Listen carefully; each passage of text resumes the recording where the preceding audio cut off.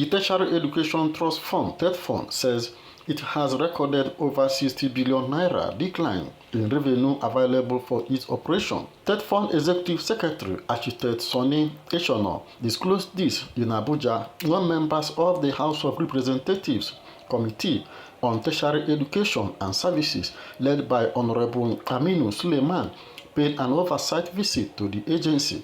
Echono, while speaking on the operations of the fund and the state of finances, especially from 2017 to date, said last year's collection, which is what the fund used to operate this year, dropped to 189 billion naira. He, however, cleared that given President Buhari's commitment on increased funding for education and with the usual support of the National Assembly, 2021 tax rate was increased from 2 to 2.5%. So by 2020, we got 257 billion. But unfortunately, last year's collection, which is what we used to operate this year, dropped sharply to 189 billion.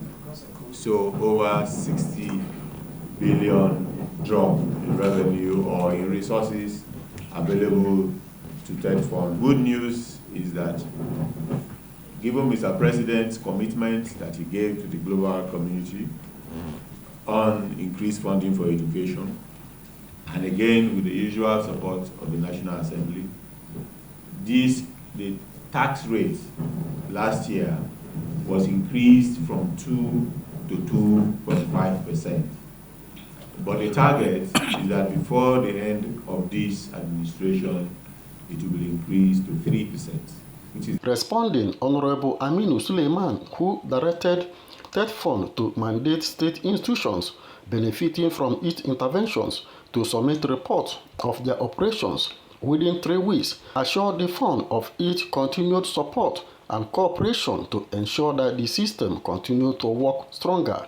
There are about 4 or 5 months we have written to the fund, asking them to invite the attention of state institutions who are benefiting from the TETFund operations, to send to the committee there are statements of operations as they relates to what they have been getting from TETFund.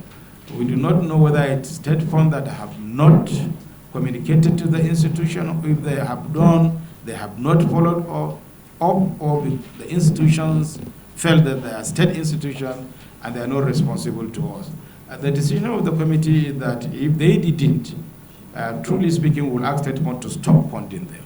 The lawmaker said the visit was a legislative requirement on the legislature to acquaint themselves with challenges faced by agencies, especially on major areas that will be seeking the support of the National Assembly in terms of legislation. CNA News.